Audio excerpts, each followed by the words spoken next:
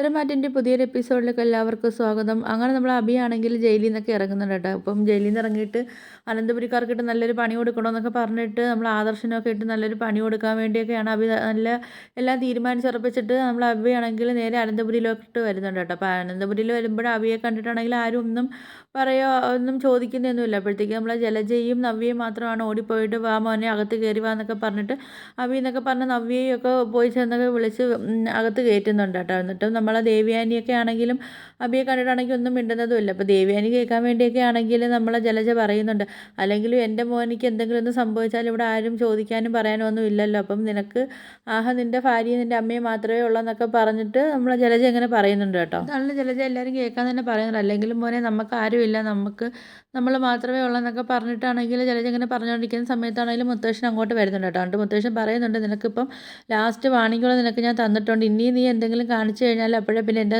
തനി സ്വഭാവം അറിയാൻ പോകുന്നതെന്നൊക്കെ പറഞ്ഞിട്ട് മുത്തശ്ശൻ പറയുന്നുണ്ട്, ഇനി നീ എന്തായാലും ഓഫീസിലോട്ട് പോകണ്ട, നിന്നെ എന്തായാലും ഓഫീസിൽ നിന്ന് ഞാനിപ്പം പുറത്താക്കിയിട്ടുണ്ട്, നീ എന്തായാലും ഇവിടെ വീട്ടിൽ തന്നെ ഇരുന്നാൽ മതി എന്നൊക്കെ പറയുന്നുണ്ട് കേട്ടോ. അപ്പം ഇതൊക്കെ കേട്ടിട്ട് നമ്മൾ അഭിയാണെങ്കിൽ ഒന്നും മിണ്ടാതെ നിൽക്കുന്നുണ്ട്.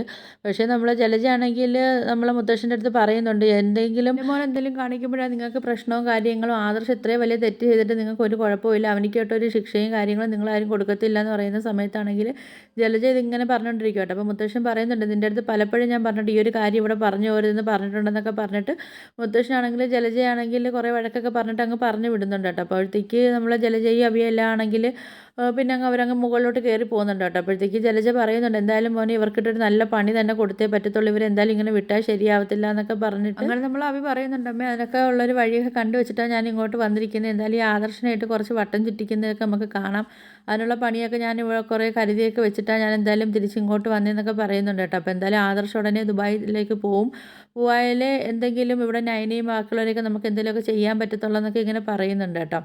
ആ സമയത്ത് നമ്മൾ ജലജ പറയുന്നുണ്ട്, എന്തായാലും മോൻ ഓഫീസിലൊന്നും പോകാതിരിക്കേണ്ട, അവിടെ അച്ഛനെ അതൊക്കെ പറയും, മോൻ എന്തായാലും ഓഫീസിലൊക്കെ പോകണം, അല്ലെങ്കിൽ അവിടെ ആയിട്ടുള്ളൊരു ബന്ധം നമുക്കില്ലാതായി പോകും എന്നൊക്കെ പറയുന്നുണ്ട്. അങ്ങനെ നമ്മൾ ജലജ അങ്ങനെ തന്നെ പറഞ്ഞുകൊണ്ടിരിക്കും, എന്തായാലും മോൻ പോയേ പറ്റത്തുള്ളൂ എന്നൊക്കെ പറഞ്ഞിട്ട് അഭിയെടുത്ത് ഇങ്ങനെ പറഞ്ഞുകൊണ്ടിരിക്കുന്നുണ്ട്. അങ്ങനെ ജലജ പറയുന്നുണ്ട്, മോൻ ഇവിടെ ഇവർ പറയുന്നതൊന്നും മോന് മൈൻഡ് ചെയ്യേണ്ട, മോൻ എല്ലാവരെയും ധിക്കരിച്ചിട്ട് മോന് ഓഫീസിലോട്ട് പോകുന്നു പറഞ്ഞിട്ട് നമ്മൾ അഭിയാണെങ്കിൽ ജലജ ഓഫീസിലോട്ട് പറഞ്ഞു വിടുന്നുണ്ട് കേട്ടോ. അങ്ങനെ അഭി അവിടെ ചെല്ലുന്ന സമയത്താണെങ്കിൽ നമ്മൾ അനിയാണെങ്കിൽ അവിടെ ക്യാബിൽ ഇരിപ്പുണ്ട് കേട്ടോ. അപ്പോൾ അനിയെ കണ്ടിട്ടാണെങ്കിലും നമ്മൾ അഭിയാണെങ്കിൽ ഒരു ചെറുന്ന് ഷോക്ക് ആവുന്നുണ്ട്. കാര്യം വെച്ചാൽ ഇവനിങ്ങനെ ഓഫീസിലൊന്നും വരത്തില്ലല്ലോ, അപ്പം ഇവനെന്താ ഈ ഓഫീസിലും വന്നിരിക്കുന്നത്, അതും ഞാനിരിക്കേണ്ട എൻ്റെ കസേരയിൽ എന്താ ഇവൻ കയറി ഇരിക്കുന്നത് എന്നൊക്കെ പറഞ്ഞിട്ട് നമ്മൾ അഭിയാണെങ്കിൽ നേരെ അനിയെടുത്തോട്ട് പോകുന്നുണ്ട് കേട്ടോ. അങ്ങനെ അനിയാണെങ്കിൽ അവിടെ ചെല്ലുന്ന സമയത്താണെങ്കിൽ അഭിക്കാണെങ്കിൽ ഒരു ലെറ്റർ എടുത്ത് കൊടുക്കുന്നുണ്ട്. എന്നിട്ട് അനി പറയുന്നുണ്ട്, എന്തായാലും നീ വരുമ്പോഴത്തേക്ക് നിനക്ക് തരാൻ വേണ്ടി മുത്തശ്ശൻ പറഞ്ഞതാണ്, നിന്നെ ആണെങ്കിൽ ഓഫീസിൽ നിന്ന് തന്നെ പുറത്താക്കിയിട്ടുണ്ട്, ഓഫീസിൽ നിന്ന് മാത്രമല്ല എല്ലാ സ്ഥാപനങ്ങളിൽ നിന്നും നിനക്കുള്ള ഇതിൻ്റെ അവകാശങ്ങളും കാര്യങ്ങളെല്ലാം മുത്തശ്ശൻ്റെ അടുത്ത് കളഞ്ഞിട്ടുണ്ടെന്നൊക്കെ പറഞ്ഞിട്ട് നീ വരുമ്പോൾ മുത്തശ്ശൻ ഈ ലെറ്റർ തരാൻ വേണ്ടി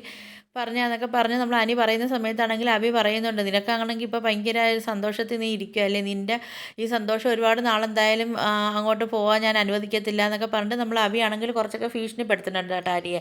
അങ്ങനെ അനി പറയുന്നുണ്ട്, എന്തായാലും ആരെ തകർച്ചയാണ് കാണാൻ പോകുന്നതെന്നൊക്കെ നമുക്ക് എന്തായാലും കണ്ടറിയാമെന്നൊക്കെ പറഞ്ഞിട്ട് അനിയാണെങ്കിലും അങ്ങോട്ട് വെല്ലുവിളിക്കുകയും കാര്യങ്ങളൊക്കെ ചെയ്യുന്നുണ്ട് കേട്ടോ. അപ്പോൾ അഭി പറയുന്നുണ്ട്, എന്തായാലും ഒരുപാട് നാളൊന്നും നീ ഇങ്ങനെ ഈ കസേരയിൽ നിന്നെ ഇരിക്കാൻ ഞാൻ അനുവദിക്കത്തില്ല എന്നൊക്കെ ഇങ്ങനെ അഭിയാണെങ്കിൽ പറഞ്ഞിട്ടാണെങ്കിൽ അഭിയാണെങ്കിൽ അവിടെ നിന്ന് ഓഫീസിൽ നിന്നാണെങ്കിൽ പോകുന്നുണ്ട് കേട്ടോ. പോകുന്ന സമയത്താണെങ്കിൽ നമ്മൾ അഭിയാണെങ്കിൽ ഫോൺ എടുത്തിട്ട് ഒരു കോൾ വിളിക്കുന്നുണ്ട് കേട്ടോ. അതൊരു അജ്ഞാതനെ വിളിക്കുന്ന പേരൊന്നും പറയുന്നില്ല.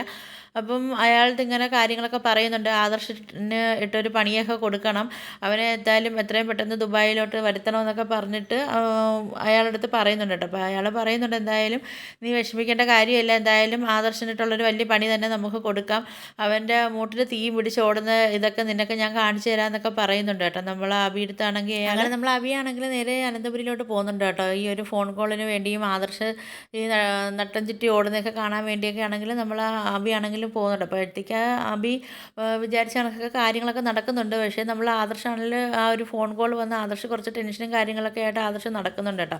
അപ്പോൾ അതിനകത്ത് അവർ പറഞ്ഞിരിക്കുന്നതെന്ന് പറഞ്ഞാൽ എത്രയും പെട്ടെന്ന് നിങ്ങൾ ദുബായിലോട്ട് തന്നെ അടുത്ത മാസം തന്നെ ദുബായിലേക്ക് വരണം, അല്ലെങ്കിൽ നിങ്ങളും ഞാനുമായിട്ട് ഒപ്പിട്ടൊരു കരാറും ഒക്കെ ഉണ്ട്, അതൊക്കെ അതിൻ്റെ കാലാവധിയൊക്കെ കഴിഞ്ഞിട്ടുണ്ട്, അതുകൊണ്ട് നിങ്ങൾ ബിസിനസ്സിലൊക്കെ ഒരുപാട് കോടികളെ നഷ്ടങ്ങളുണ്ടാവും. ഞാൻ പറഞ്ഞ രീതിയിലല്ല നിങ്ങൾ ഓരോ കാര്യങ്ങളൊക്കെ ചെയ്തിട്ടുള്ളൂ.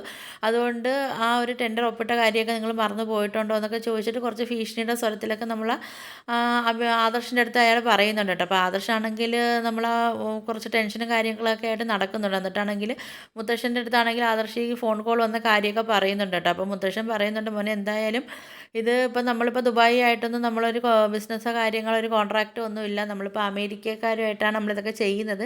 അതുകൊണ്ട് മോനെ ഇതെന്തെങ്കിലും ഒരു ചതിയുടെ ഇതായിരിക്കും. എന്തായാലും ആ അബി ഇവിടെ വന്നിട്ടുണ്ടല്ലോ, അവൻ വന്നു കഴിഞ്ഞാൽ തന്നെ ഞാൻ വിചാരിച്ചിട്ടുണ്ട് എന്തായാലും ഒരു പണി നമുക്ക് ഉടനെ കിട്ടുമെന്നുള്ള കാര്യത്തിലൊക്കെ ഞാൻ വിചാരിച്ചതാണ്. അപ്പോൾ അവൻ്റെ എന്തെങ്കിലും ഒരു പണിയായിരിക്കും ഇതെന്നൊക്കെ പറയുന്നുണ്ട് കേട്ടോ. അപ്പോൾ എന്തായാലും നമുക്കിത് നന്ദുവിനെ നമുക്ക് ഈ ഒരു കാര്യം ഏൽപ്പിക്കാം. നന്ദു ആകുമ്പോഴത്തേക്കും അവൾ കണ്ട് പിടിച്ച് നമുക്ക് തരുമല്ലോ.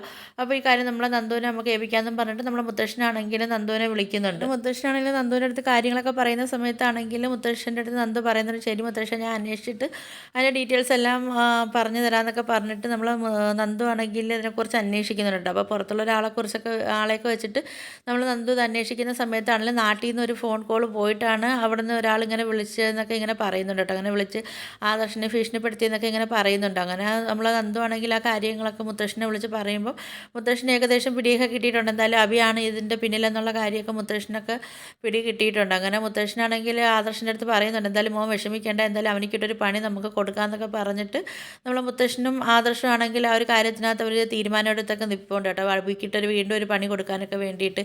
അപ്പോൾ നിങ്ങൾക്ക് എൻ്റെ വീഡിയോസൊക്കെ ഇഷ്ടപ്പെടുകയാണെങ്കിൽ ഒന്ന് ലൈക്ക് ചെയ്ത് ഷെയർ ചെയ്ത് സബ്സ്ക്രൈബ് ചെയ്ത് ബെല്ലൈക്കൺ എനേബിൾ ചെയ്തൊന്ന് സപ്പോർട്ട് ചെയ്യണേ.